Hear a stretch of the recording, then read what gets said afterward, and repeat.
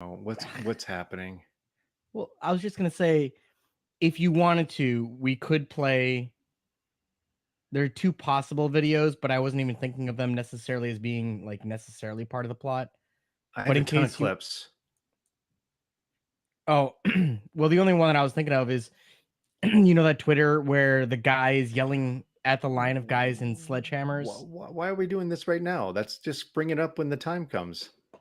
Well, just in case you want to play that video, I don't know if you have to have that queued up or not. No, I don't really.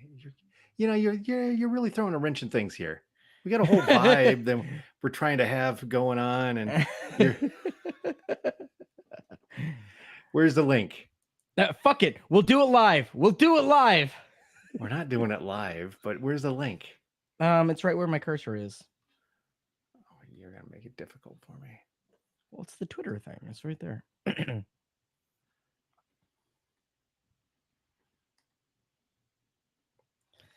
All right. I mean, I don't have a lot to talk about that. I just thought it was just such a good fucking video that fits in with the point. Oh, I know. I retweeted it. I saw it. I'm on the socials. All right.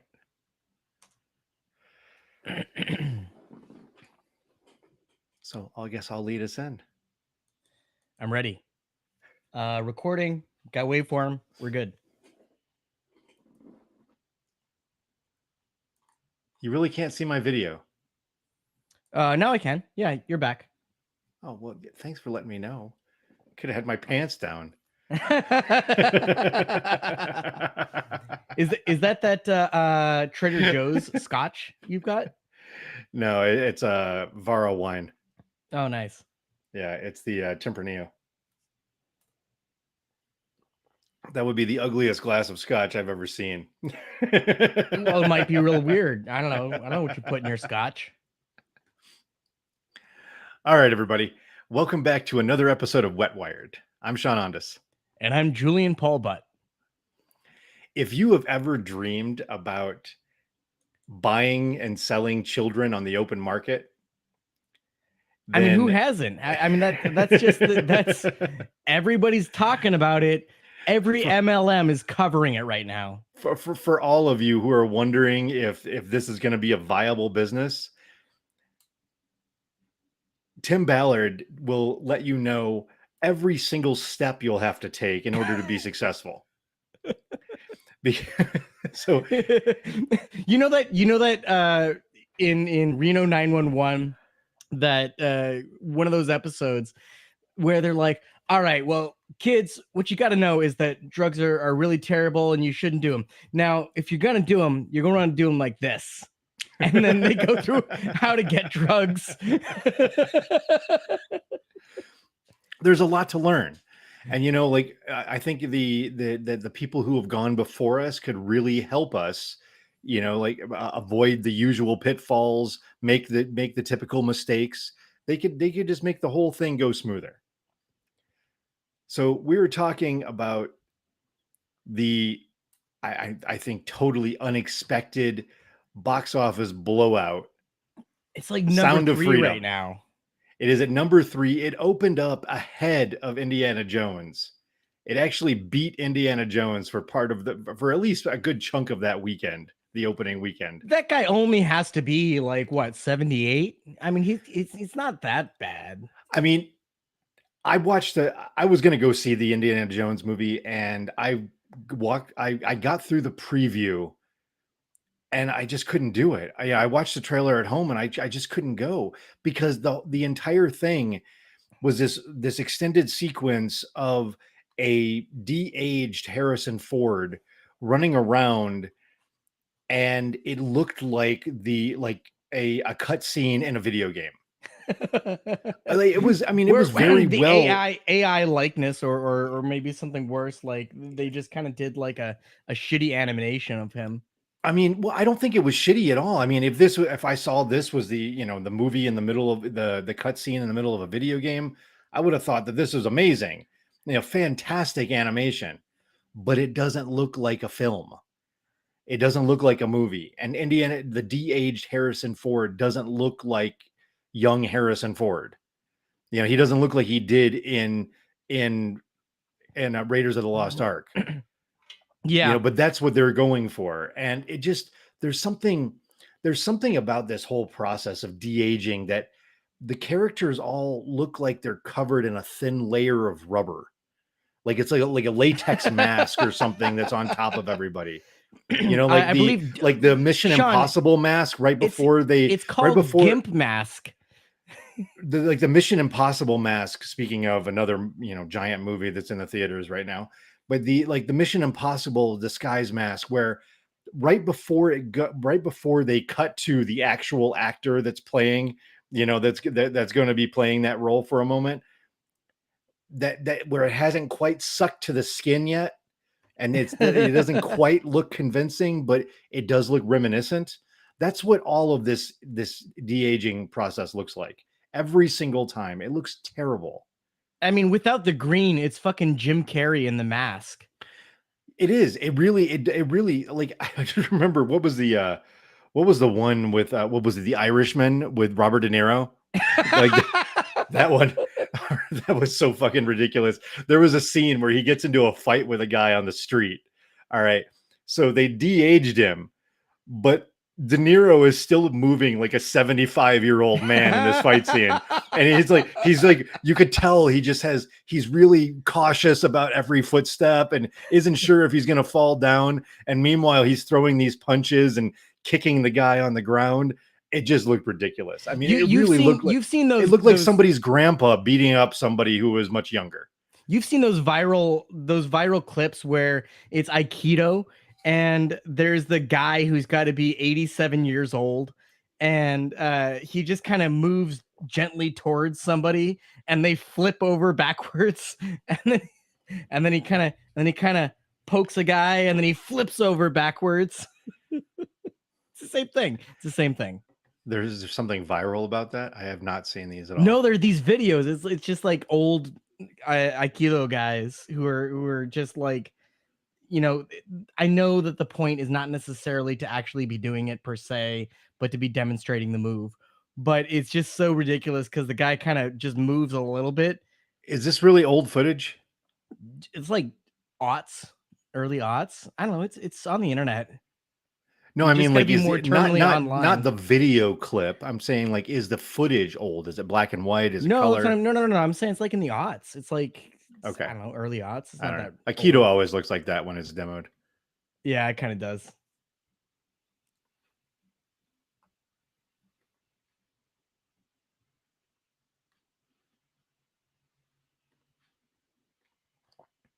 I'm going to share something.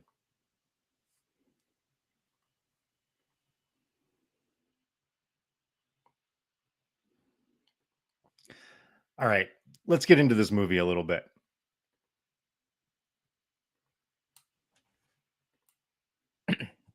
Oh yeah, absolutely. Well, I'm just going to bring up the screen here. And before we get into the movie, it's gonna itch the whole time because it's gonna be on the top of my brain.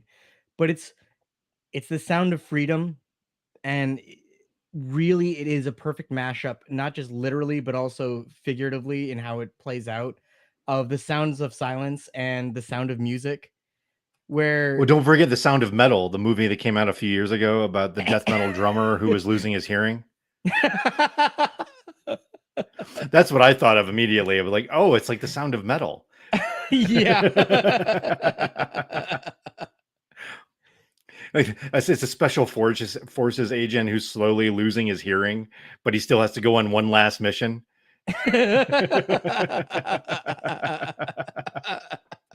Just one more, let me do it. It's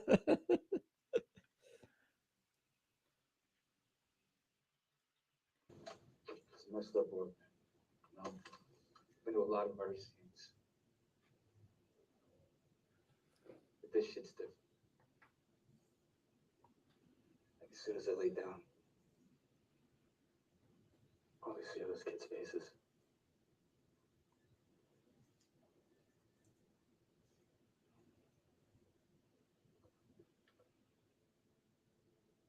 I don't think I can do this job, Tim. Let me ask you something. How many pedophiles you got? As of today, 288. Not so bad. How many kids you found? There's a high probability that most of those kids are outside of the U.S., Chris. So, our job is to get the pedophiles. And that's it. It's a messed up world, right?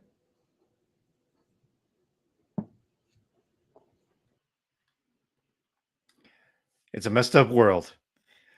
Did you And check that the right pizza there, parlors?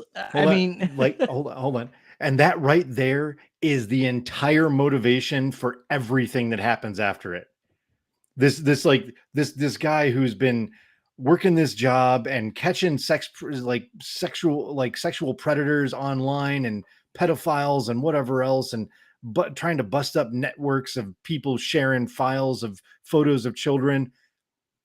And this one moment changes all of that. That's exactly what everybody's expected to believe. you remember those bad 1990s made for TV dramas, or even half the things from the Lifetime channel, where before it came on, it would say something like based on a true story. And the whole thing was so fucking unbelievable that you saw exactly how much creative license they took in it.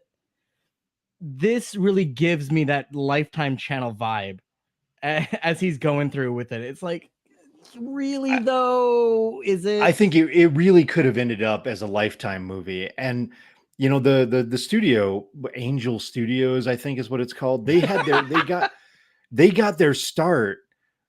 Like, I think I actually think it is a Mormon film studio that they got their start basically taking other films like box office hits and just popular movies in general and removing everything they considered to be objectionable material and then re-releasing it, which obviously is not legal because you can't just use other people's shit and edit it up and then release it again. Yeah, so that did not last, and they had to retool. They closed down and they had to refocus. Listen, the cool kids are calling it pivoting. Okay, Sean. Yeah, you gotta you gotta pivot from from magic underwear to okay, Jules. Nobody cool has ever used the word pivot.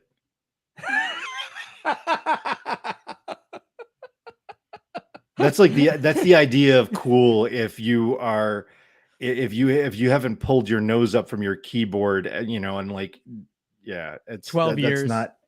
That's not cool. That's a tech bro word. I know. There's nothing cool about it. All right, so Jules was sent.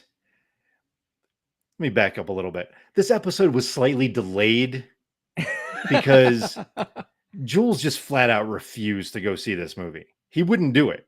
I told him, hey, I want to cover this movie, and this is like right on theme for the show. This is exactly the kind of material that we cover. I really think that you should go see this. And he said, okay. And then but he basically just was telling me to fuck off because there was no way he was going to see this movie. So then a week later, I said, hey, Jules, let's do that episode. Let's talk about the movie. What did you think of it? And your response was, was I supposed to watch that this week? Yeah. I'll point out, I've since watched it on the most bootleg of bootleg videos. Not only does my Avast security pop up every time I click anything saying, hey, watch out, this is probably dangerous, but the whole thing has a watermark throughout the whole movie of this very chintzy looking online gambling website. And then occasionally it'll like pop in with a little ad that says, hey, you should go to our very questionable online gambling website. Anyway, you do notice you're looking at my screen right now. Well, it's the same one. It's the same one. But it's just a little watermark. It's not like all the fucking dudes and all the graphics that you had on yours. No, it's periodic. I showed you a screenshot of the worst the worst moment. I've watched through this, believe it or not, I've watched through this twice, and I don't see that. I don't get to see that part. Did I catch one of those internet viruses? No, you just like, I don't know. There's not supposed to be all the ladies on the screen. Yeah, don't click the pop-ups.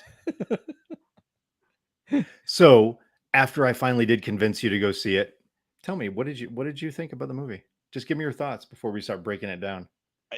It was, I know I'm gonna repeat the same thing that you've said and everybody else has said. It's so fucking boring. It's the slowest moving thing. I could watch paint dry and it would happen faster than this fucking movie. It's supposed to be presented as this like action thriller or maybe action adventure perhaps, and it is like a daytime soap opera if you were to make it into a dubstep breakdown. And it just slows down for 2 hours. It is one of the dullest films that I've ever seen. And I think it's especially dull because it was presented as this action thriller. So you're expecting, like Caviezel to reincarnate like Patriot Games or something like that. And that is not what you get here. You don't get any of that. There is basically there's a handful of moments of tension, and there's such a passing concern that you never feel worried about anything that's going to happen. It's just one scene leading to the next, chugging along in this incredibly monotonous pace. There's no character development. There's nothing. They're not even two-dimensional. They're just like delivering lines that kind of describe what's happening. And just as a reminder for anybody who hasn't seen him on screen in a while, Jim Caviezel is a terrible actor. So bad. He really does have a decent amount of screen presence.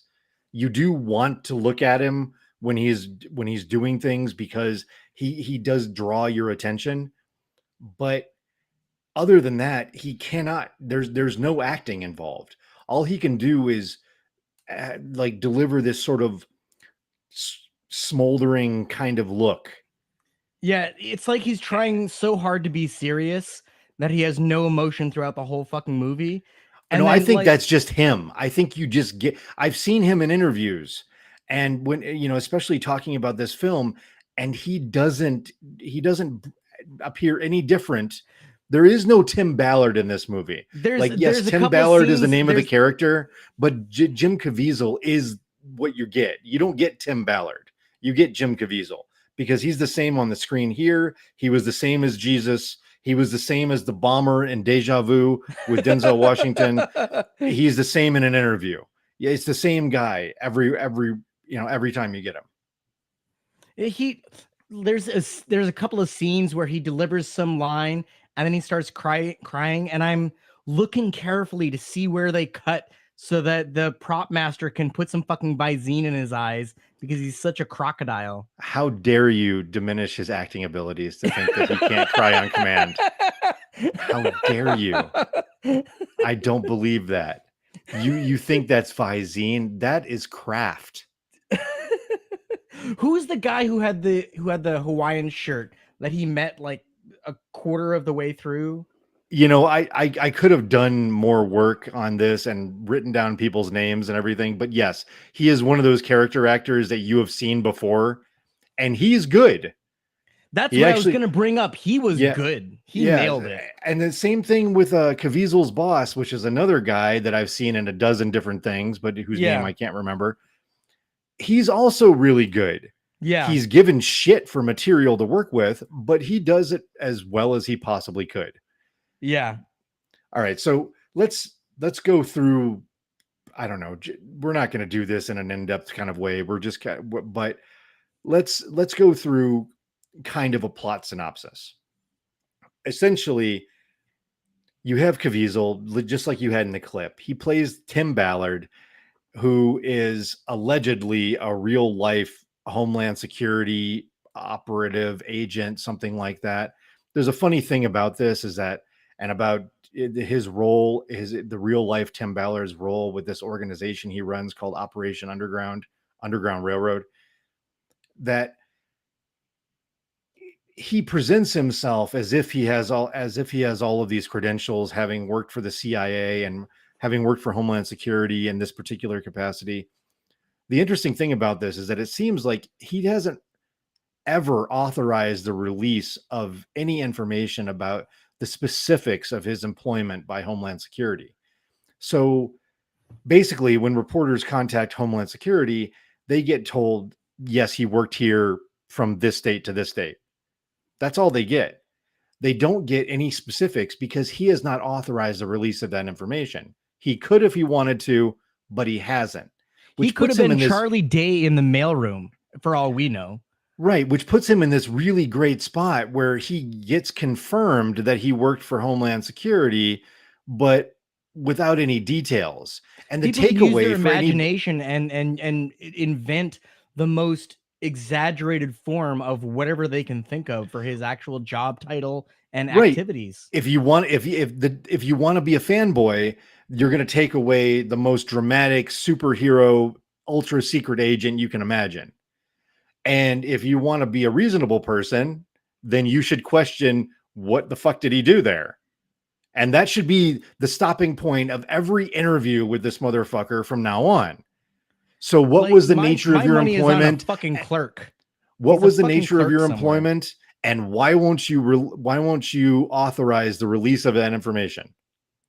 That should be the stopping point. And like, everybody should just get up and walk away at that point in an interview. That was something that was really frustrating looking at reviews of this film, because every single review has like the IMDb bio that he edited himself that talks about real life secret agent, operative, Homeland Security, CIA, all this bullshit. And there's no substantiation anywhere. You know, there's absolutely nothing to support any of this, like the level of his involvement in these operations. Now, we do know that the operation, all right, I'm getting ahead of myself here. All right. So basically, Tim Ballard, that's who he alleges himself to be. And that's who he's presented to be in the film. In this Lifetime original, playing Tim Ballard. All right, go ahead. Some bits work and some don't. Yeah. And so we start off with they're busting a pedophile. It's that same scene, like right out of every computer hacker movie, where you get the guy on the keyboard and he's clicking away and he's tapping around, moving the mouse and looking at photos. And I wrote this down. I wrote down what they say. They say, quote, "He's in." Yeah, exactly. I'm in. Like every movie since Hackers has done this. So they're monitoring this dude's online activities, who basically looks like a cross between Christian Bale in The Machinist and a really, really thin Adam Driver. He's got bangs. He's got a mustache. He's got a mullet. It's mullet bangs. It's not just like, how the mullet you can kind of have the shaggy front a little bit and then the back like they did. No. It's a bangs mullet, like straight across the forehead. See, if Jules had seen either of those, had seen that movie with Christian Bale or knew anything about what Adam Driver looks like in his other roles, he wouldn't have needed to say all those things. Because I said it with an image and then he gave the descriptions. But what you didn't include was Harry Potter's glasses. There are these perfect little circles around his eyes. So they track this guy and then they bust in and arrest him for trafficking child pornography. That's cool. Whatever. I'm totally fine with all that. There's going to be so many asides just as we're talking about this movie. But another aside is that you can criticize the fuck out of this film and it doesn't mean you like child sex trafficking. That's an area of nuance that a lot of people seem to have trouble with, that you can say this film is shitty and still not be in favor of pedophilia and sex trafficking. It's it's like in very mainstream debates about Israel and Palestine, It's exactly the where same. where You where can you somebody can where you can criticize Israel for as a creating an state apartheid state and not be also not be anti-Semitic. anti-Semitic. It's totally Yeah. possible. I know it's Yeah. so shocking. I know. Yeah. You can also, you know what? You can also criticize the government of Saudi Arabia for all the crazy shit they get up to, like murdering journalists and things like that, and also not be anti-Semitic. And not to anti-Muslim while we're on the subject. It has nothing to do. Well, are those guys, any of those guys, actually practicing Muslims? I mean, really, the Well, royal family in Saudi is it Arabia? not Wahhabi? Yeah, but do they actually do it? I mean, don't all Oh, those okay. guys like, All right, don't they all go get hammered as soon as they get out of the country? It's called Yeah, Wahhabi in Ferraris. You gotta yeah, get it. I mean, it's yeah. you wouldn't understand. You're just one of those plebes. All right, so the guy gets arrested, he gets put in jail, and then you like, kind of things are trucking along. You see action and activity inside of Homeland Security, and then somehow everything's quiet, everybody's gone, and Tim Ballard, aka Jim Caviezel, goes and visits this guy who they just arrested in this holding cell and says, "I'm the only one here. Everyone's gone for the weekend." So, just in case anybody which was thinking about committing a crime that would against the nation, it sounded like he was do it about on to a like beat the Saturday. shit out of the guy. I totally thought that there was going to be some kind Hold of on, like you're missing something there. Homeland Security does not shut down on the weekend. they're not like UPS. UPS doesn't shut down on the fucking weekend. No, Well, literally, the entire building is deserted. I'm the only one here. Like they told me to shut the lights off when I leave. Like, who's watching the rest of the prisoners? There's nobody. No, they just fill up the food bowls So- a little so bit he- higher for so- the weekend, so that Right, exactly. It's like your cat. It's an automatic feeder. So literally, he lets the guy out of the holding cell and they go sit in the lobby and have a conversation. And all the lights are off. It's just like a couple of desk lamps around. an international criminal. Yeah, I'm just checking him out like I would check out a book at the this library. This guy's not an international criminal. He's a guy who's like, he's got hard drives full of child porn. Oh, okay. That's what he was doing. He's not and also a prolific child porn advocate, because he's an author. He signs the book for Tim Ballard. Oh yeah. The book that he wrote about loving Wikipedia, kids. He among there's another guy, I don't remember his name, who gives a shit. They were described as pedophilia activists. Yeah, like NAMBLA type shit. The National Association of Man Boy Love. So he lets him out, and then he just, he kind of warms up to him as he starts befriending the guy, and then says, he's got that bug in his ear from what his young partner said. How many children have you rescued? So he gets the guy to hook him up with this network and convinces him that he's a pedophile as well. The foreshadowing in this whole thing just beats you over the head. You know what the next scene's about. Yeah, I mean, it's pretty upfront. They're not doing anything fantastic with the storytelling here. There's no surprises. You don't get any hooks or any twists or anything like that. It's not M. Night Shyamalan. There's not even a fucking callback. So, well, yeah, there really isn't, is there? It's all pretty it's all train tracks. The whole story is, and then he convinces the guy, the pedophile, to connect him with this network and to import a child for the weekend. Yeah. Hold that thought.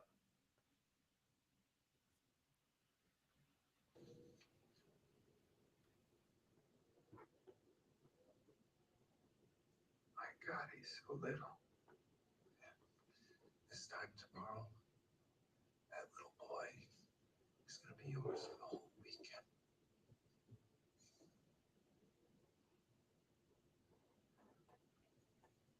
Better have millstone. Be hung around your neck. cast into the sea, and that you should ever hurt one of these little ones. What does that mean?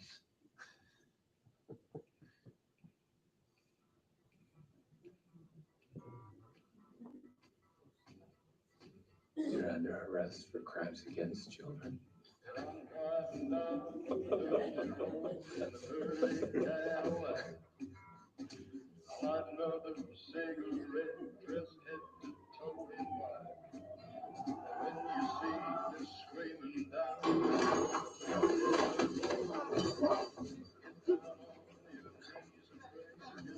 trusted you. Never trust a pedophile.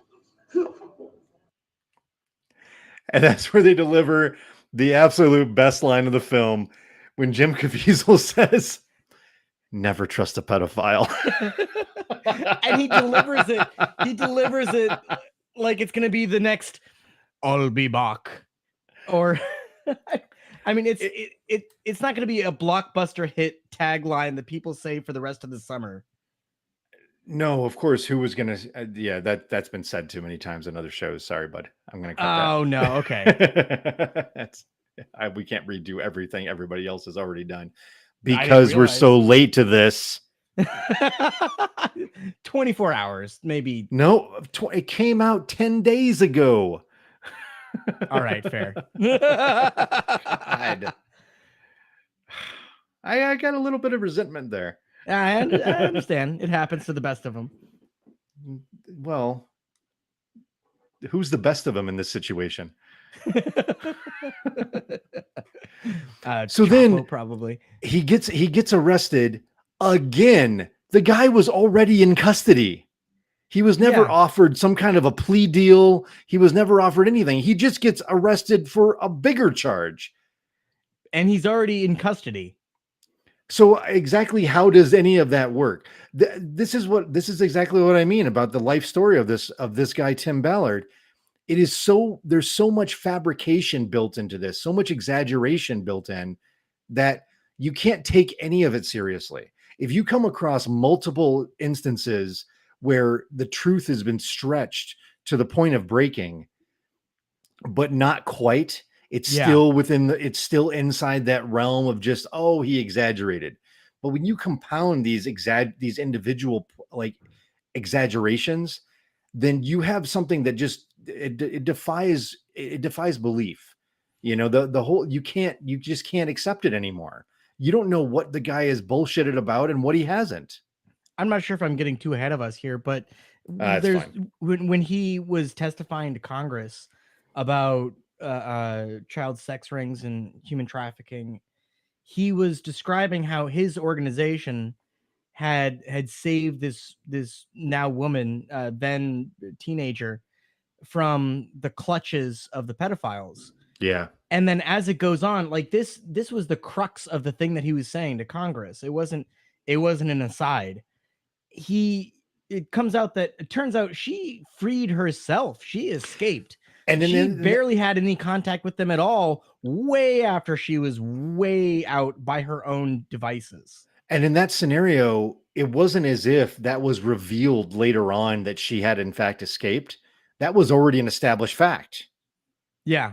Like it was a fact before Tim Ballard ever walked into that room to testify in front of Congress that she had escaped. Yet anybody he still can just look it up. But he still said, and yet after, and he still said that his organization, Operation Underground Railroad, which again, so fucking cringy in so many ways, that his organization helped her escape.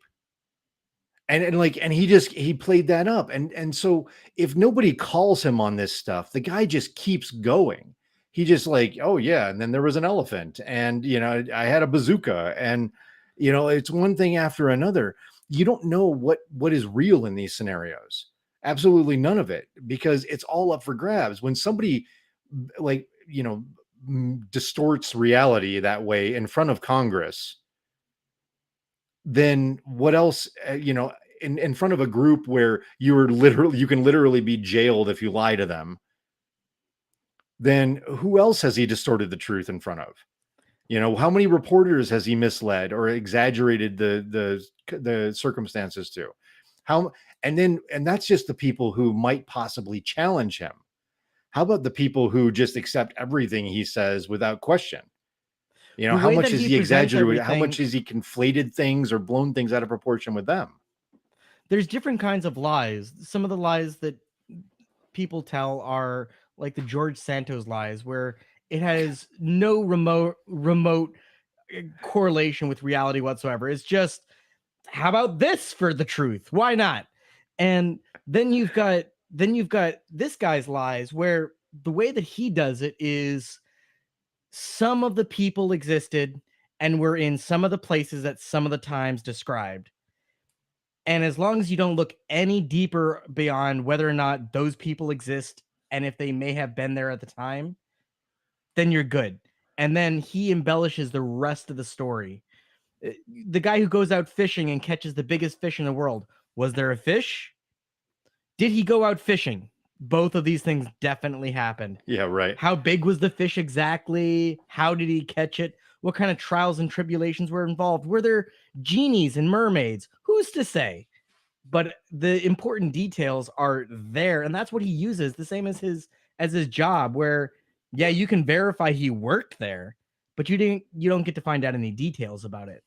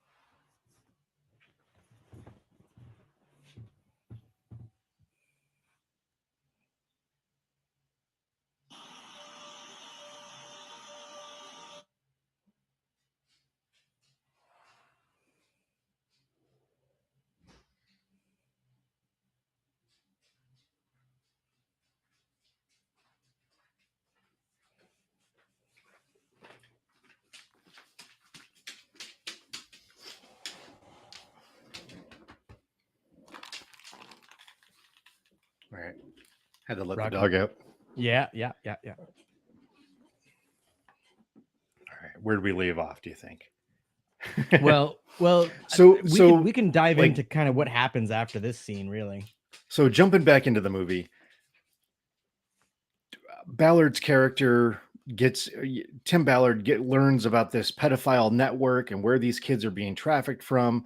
And meanwhile, there's this whole other storyline that comes into this later. But basically, the boy that was going to be trafficked, the one that's mentioned in the clip that is going to be Ballard's for the whole weekend, the pedophile says, is actually the child of a guy that we saw earlier in the movie, and they were and this boy and his sister were both kidnapped and taken into captivity by this woman who is a kind of a, I think she's like a Colombian sort of top model or something like that.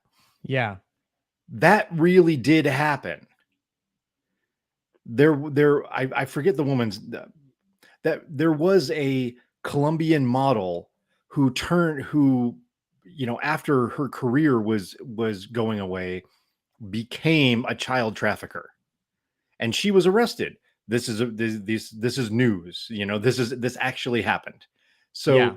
that part, at least, I mean, who knows about the details of her sitting in a living room and like convincing the father to give up his kids, but that like she actually was arrested as part of this ring of child traffickers.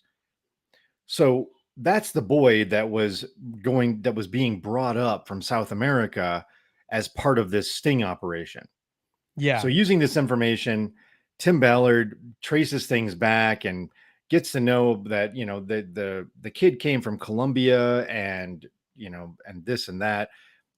Basically, that the kid came from Colombia and yada, yada. So he convinces his boss to send him to Colombia, where he goes and hangs around, meets some locals, gets some, make some connections and tries to make his way into this child trafficking world and penetrate this network.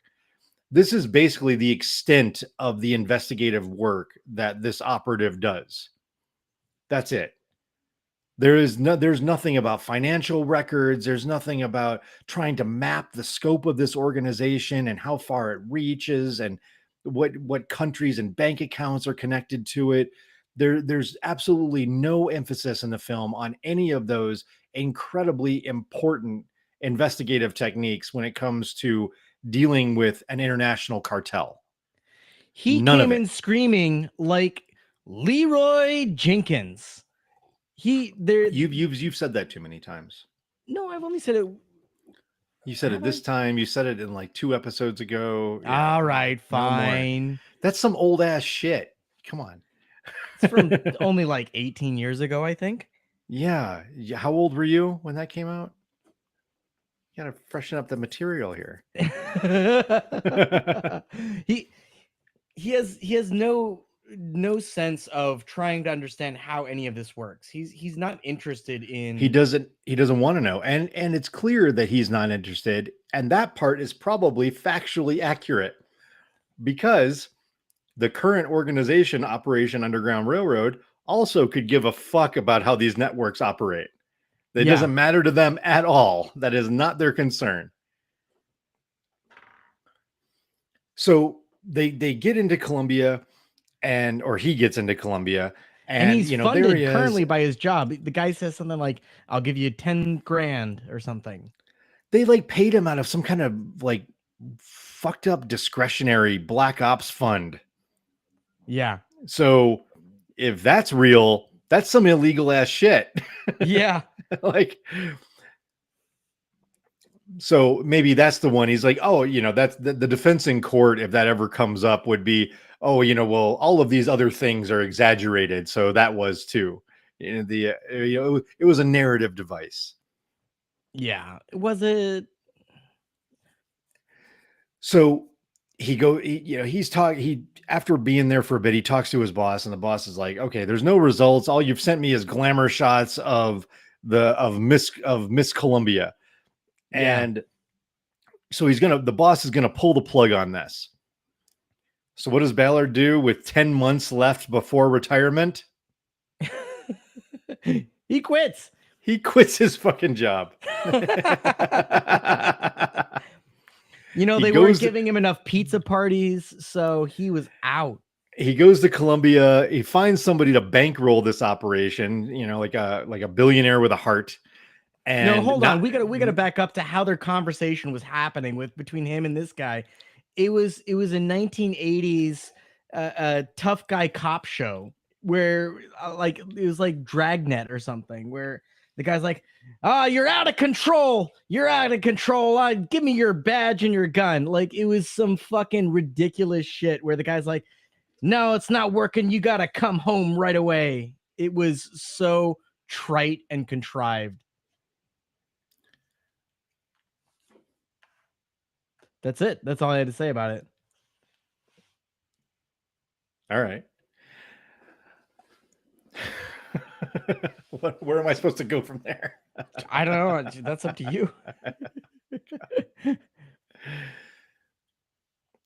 Because we're supposed to be back in Columbia. Yeah. And you brought us back to the conversation with the boss. So now he's in Colombia and he's All going right. to meet the guys who are going to connect him with the seedy underbelly. And right away he meets.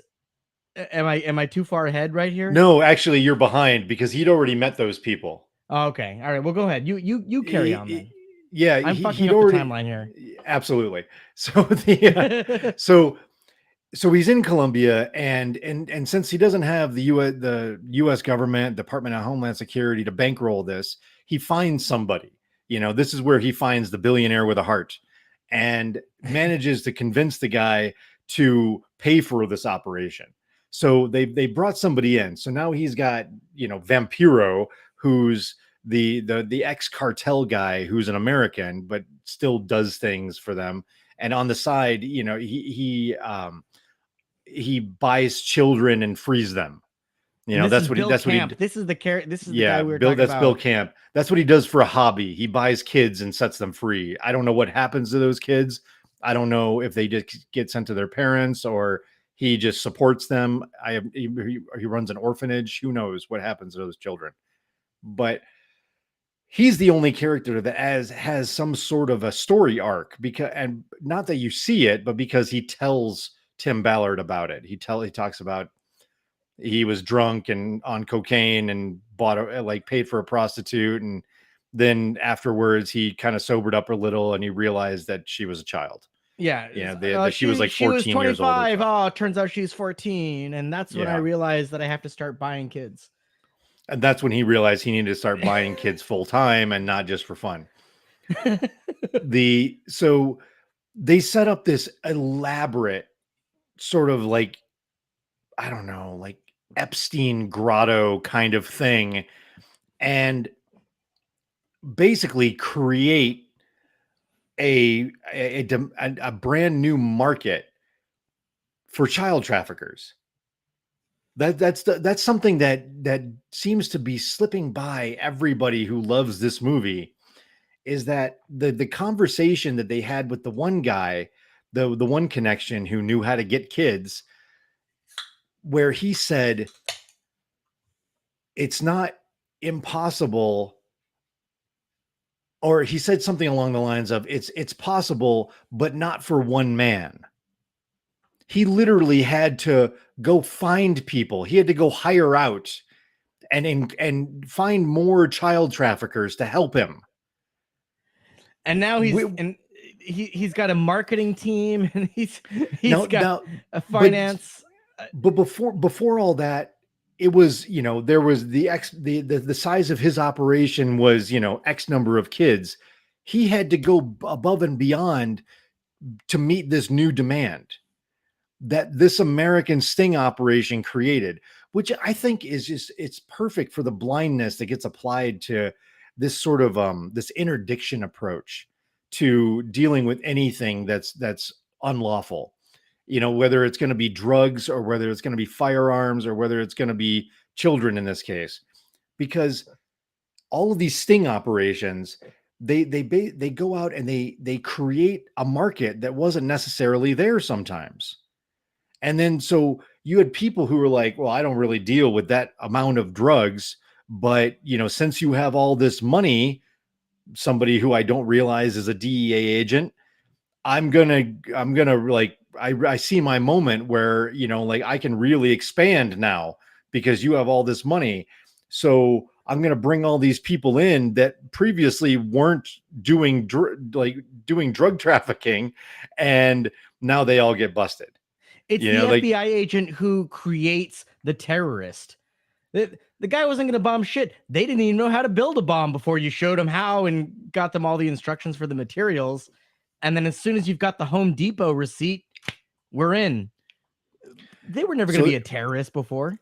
So they set all this stuff up, and it's really just this big secret to catch a predator sting operation. And the Colombian military is waiting in boats offshore and swoops in and arrests everybody. But the whole point of all this was to find the one girl, the sister of the kid that got trafficked up to the United States in the first place, and she's not there. So then we go all like Heart of Darkness, and Jim Caviezel travels down the river in a boat. They get stopped by guards, and the absolute, this is the worst part of all this. Okay, there's you know what? There's two worst parts. Worst part number one, they are disguising themselves as doctors.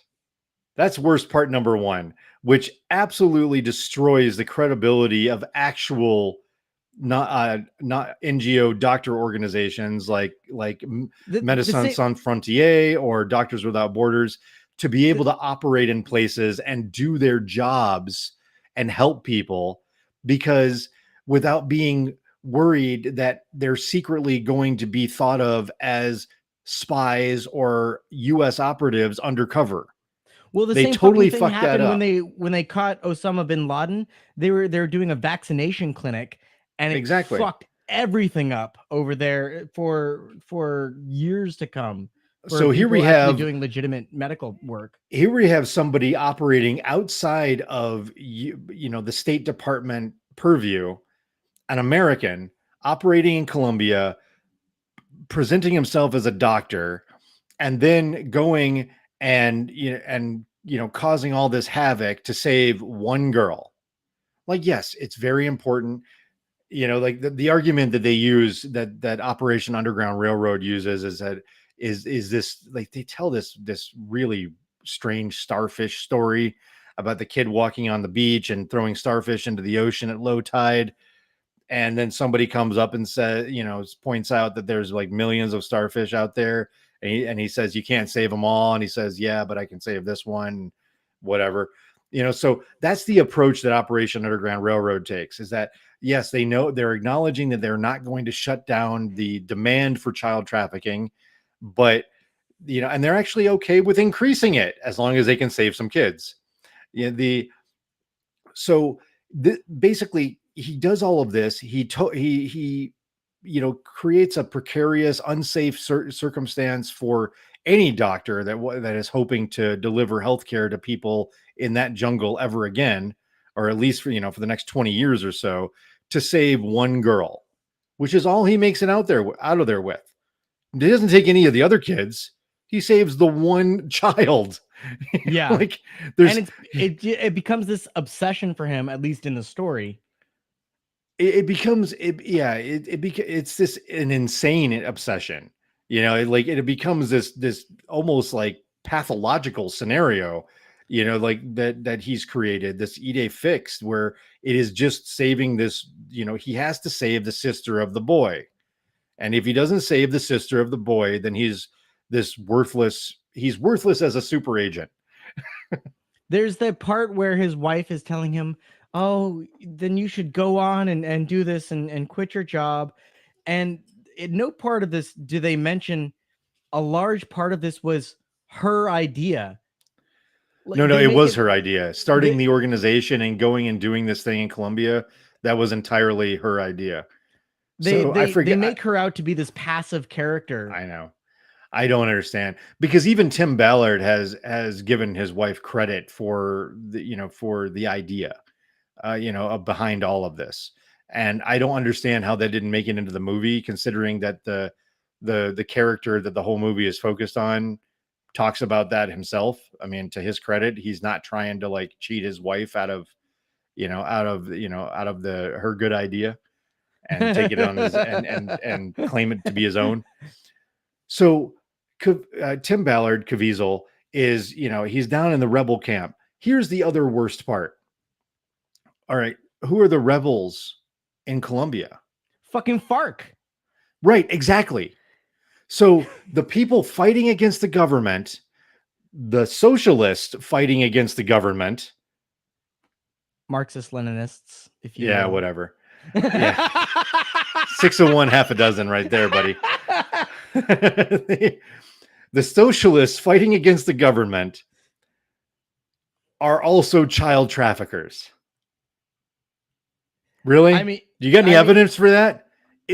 So here's something here's where the Ballard approach to storytelling really matters, because with the Columbia, with the the Epstein Island sting thing that they set up for pedophile paradise, the Colombian military was involved in that operation. So everything's documented. It's all there. It's filed away in reports. It's all all the names have been taken down. Everybody knows who was present. It's all in the records. But in the Heart of Darkness trip down the river, who was there? Because the one guy, the Vampiro, the one guy that was his contact was turned away, and Tim Ballard went the rest of the way by himself. And his fucking guy was the guy that supposedly had the connection to all the seedy underground. I'll point out. Well, yeah, but that connection was gone at that point. He was just he was along as a helper to be a partner at that point. He was a sidekick at that point. He didn't have connections with the rebels. He had connections with the rich people, with the cartels, not the rebels. Holy cocaine, Batman. So hold on. So there he is traveling down the river alone, and all these events are just his word. This like pathological confabulator is the one telling the story, and that's the only version we have. We don't have one of the rebels in the camp telling their version of the story.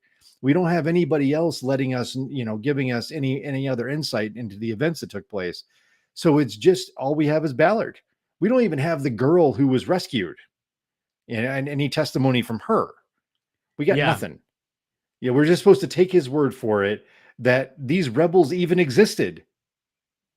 Like, who is this girl? Who's the father? Like, who are these actual people? Did any of that actually happen? We don't know his exact ideology, but I think that we can presume he's pretty fucking far right wing. And no, I don't even go there yet. Let's just talk about like the veracity of the story. No, well, what I was gonna say is that it is.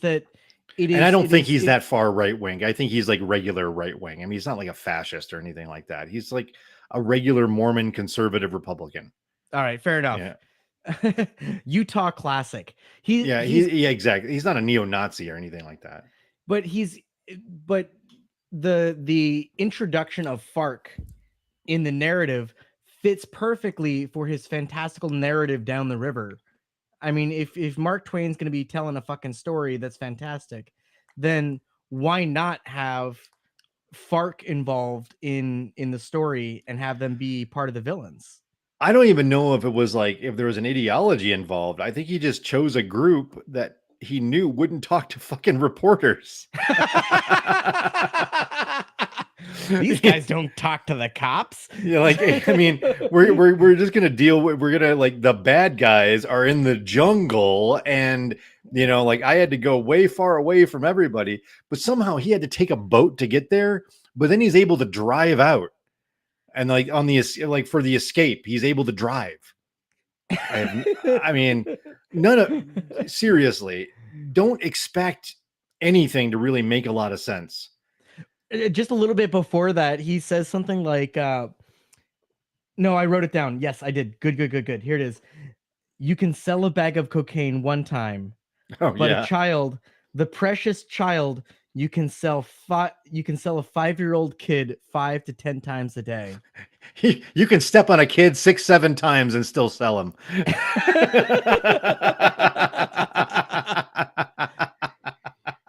You don't even have to use baking powder with the kid.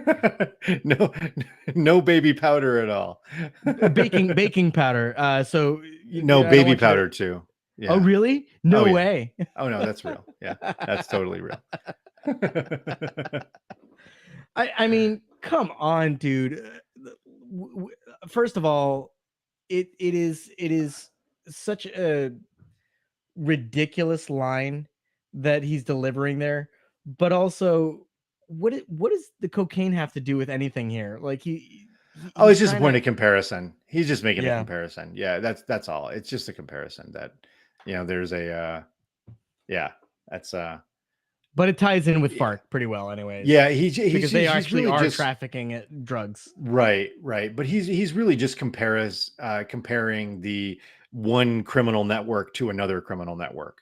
And Yeah, that makes like sense. people are so familiar, well, I mean, at least in some respects, they're familiar with the idea of a drug cartel.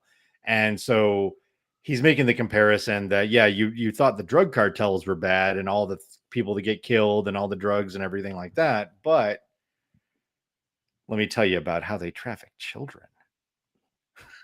Yeah. All right, so that all brings us to the end of the movie, which is totally anticlimactic. He rescues the girl, she gets reunited with her family, including the brother, and then so on and so forth. And that sets a And whole father, go ahead. and that sets a whole chain of events into motion that leads Ballard to create this organization, Operation Underground Railroad. And they've gone and set up these like similar operations in different places. Like they've been in Haiti. I actually don't know where else they've been. The Haiti was the one that I learned about, specifically because they produced a documentary called Operation Toussaint, and that Jules and I watched. And you could have seen part of it if you were tuned into our live stream last week. The It's gone now, so they come and they go. The maybe we'll announce the next one, and it won't just be it won't be so random. Well, we Well, were but kind of riffing, I think. we'll announce it ahead of time so Oh, people have a chance to show up. yeah. So they were in Haiti, and incidentally, after that particular event, or I hate to even call them operations because it gives it so much credibility beyond what it warrants, I think. I mean, they call their groups jump teams, and sometimes they bring along celebrities they've conned into donating to the organization. I mean, Like a it is, fucking ride along. yeah, it's like a cop ride along kind of thing, except there's no cops. There's like nobody professional doing this. There's like a bunch of people who are, I mean, like, could you call them like mercenaries if they work for a nonprofit? Like I mean, how is this different than like fucking Blackwater or something, but it's a nonprofit? These bullets are tax deductible. Yeah. So, yeah, anyway, like after that particular event in Haiti, Ballard and his wife ended up adopting 2 of these kids. So they have like 10 children of their own and then 2 adopted kids from Haiti. So that all brings us to this current moment. All right. So here we are, Bastille Day. Hooray. Ha, la fête nationale. The yesterday, this just there's been a lot of reporting in Vice from Anna Merlin and Tim Marchman. They've been following Operation Underground Railroad for a few years now, at least since 2020, maybe 2019. They just reported yesterday that, and this is from the article, Tim Ballard, founder of Operation Underground Railroad, has quietly parted ways with the controversial anti-trafficking group. The news comes as Sound of Freedom, a heavy fictionalized depiction, that's a link that I'm not going to follow right now, of Ballard's work for a division of ICE and his early career as a private anti-trafficking operator. They're being generous with that word operator. Those guys love it. They love that word operator, those guys. Continues to draw at the box office. The movie has brought in just under $50 million. I think it cost like $15 million to make. So this production studio, this is not the last we've heard of them. Largely on the strength of a marketing campaign encouraging religious audiences to not only attend the movie, but, quote, pay it forward by buying tickets for other people, bringing unprecedented attention to both Ballard and Operation Underground Railroad. In recent days, sources with knowledge of OUR began to tell Motherboard that Ballard had left the organization. By one account, he'd gone to donors in a state of upset, saying that he'd been forced out and asking for their help with a new organization. Another person who's worked with the group said that to the best of their knowledge, he was no longer with OUR and was focusing on his work with the Nazarene Fund, a Glenn Beck-backed organization that is focused on religious minorities in the Middle East, but has more recently operated in Afghanistan and Ukraine. So Glenn Beck was one of the original big donors for Operation Underground Railroad too. So that whole Colombia thing, that whole sting operation where they set up the island and they arranged to purchase a bunch of children, Glenn Beck was one of the funders for that. They made it seem in the movie like it was just this Colombian multi-millionaire / or billionaire guy that was financially backing the whole thing. But there were a number of donors, and among them was Glenn Beck, who supposedly contributed millions of dollars to back this project. So that Columbia event would not have happened without Glenn Beck. Well, these are the Or kind at of least might sacrifices not. that he makes for the good of the cause. A third person familiar with OUR under fundraising said that they had heard just this week that Ballard had broken with the organization. In a statement, an OUR spokesperson said, founder Tim Ballard has recently stepped away from Operation Underground Railroad prior to the launch of the film Sound of Freedom. They added, Matt Osborne continues to serve as the president and COO of the organization. On LinkedIn, Osborne is listed as...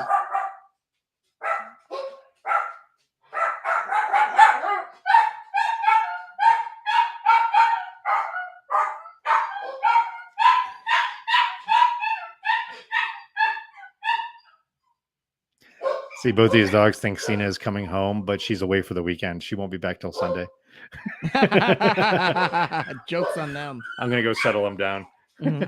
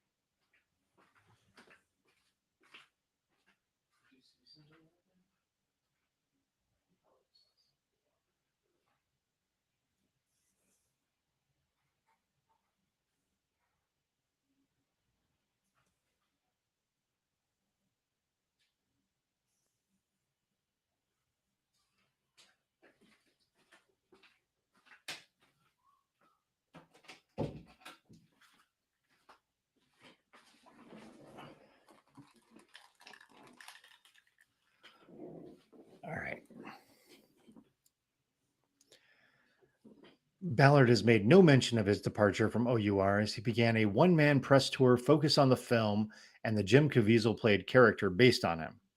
In recent days, he's been interviewed on Fox News, telling Jesse Waters that criticism of the film by mainstream media outlets was playing into the hands of the pedophiles. See, you can't say it's a bad movie without loving pedophilia. It is the easiest trick in the book. I mean, he just pulls it right out and says, well, you don't seem to like my work. Do you like children? So basically, Ballard is out. Who knows what's happening with OUR? It's all drama. And when he was on Jesse Waters, he was introduced as the founder of something called the Spear Fund, which, if you go to this website, do we have the link? Do we have the link to that? That is, Yeah, it's right there. yeah, it is spearfund.org. It is it is the thinnest website you could possibly have and still put it up. It has no description of what they do. There's no programs. There's no nothing. It's just it just has Ballard and another woman who is probably the whitest lady in Hawaii as the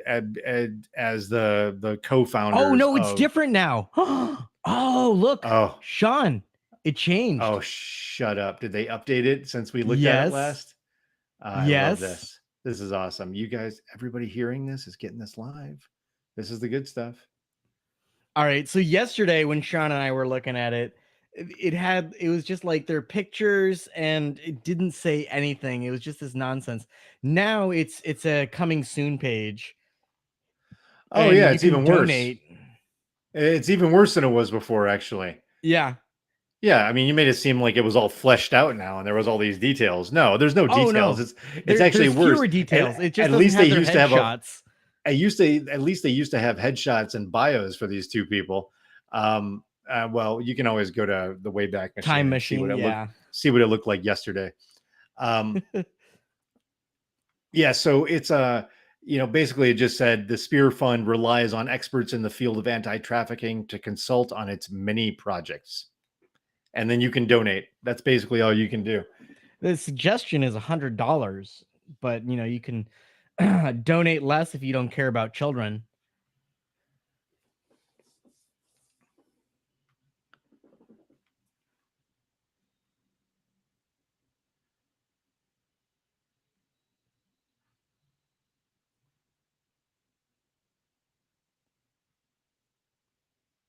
Are you loading this? Am I loading what? Oh, I thought you were loading something. You were looking like you were about to load something. Is there a look? Yeah. A loading look? Yeah. So sometimes you kind of look up at your monitor and then you look like you're gonna play a clip or something like that. I thought you were about to play a clip of some kind. You have a look. It happens. That's all I can tell you. Okay. I think I'm kind of done with this episode.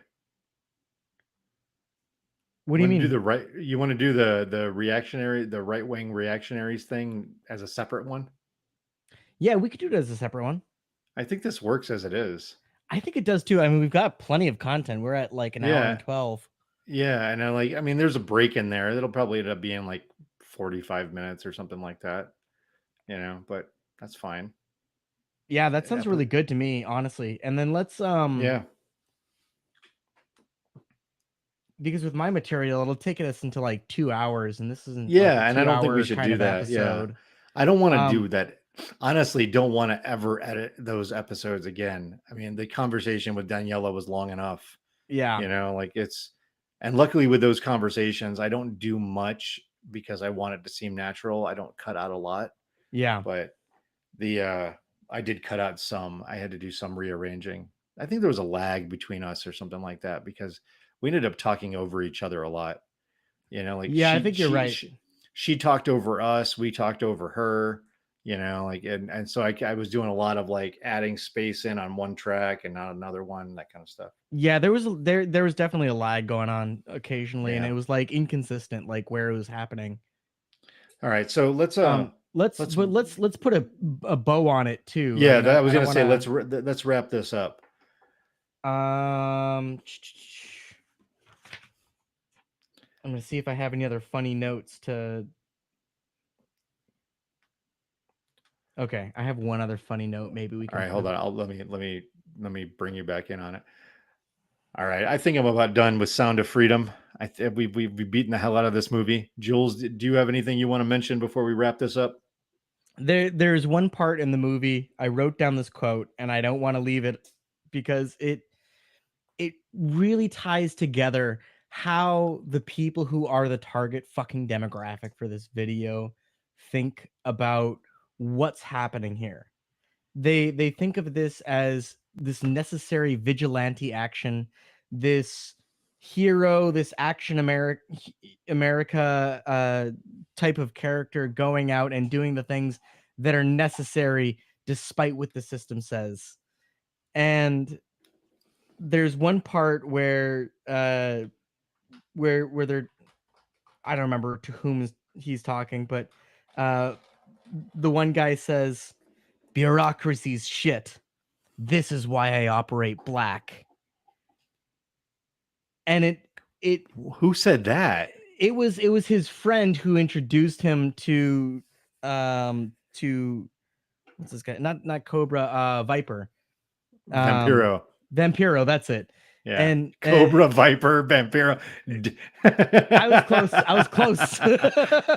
Wolf, Snake Eyes.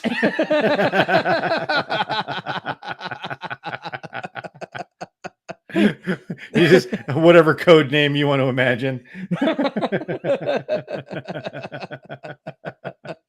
But it was right after his boss says, "You got to come home," and they have that whole dramatic phone call, and then the guy explains to his friend, we can't do this anymore," and the guy is just saying, "This is why I operate black," and it's like that's the whole idea. That's the whole Trump shtick, where he's gonna drain the swamp from the inside, and he's gonna deal with the dark agencies and the shadow government and the rest of it.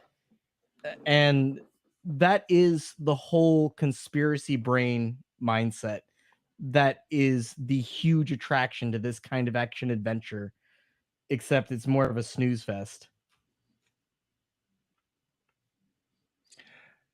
All right, everybody. Thank you for listening to another episode of Wetwired. As always, we would appreciate your support on Patreon. And if you're already a Patreon subscriber, then we love you dearly. You can find us at patreon.com/wetwired. You can also check us out on Twitter and Instagram at WetwiredPod. And of course, you can check out our Discord. That's right. It's hopping. All right. Until next time. Later, everybody.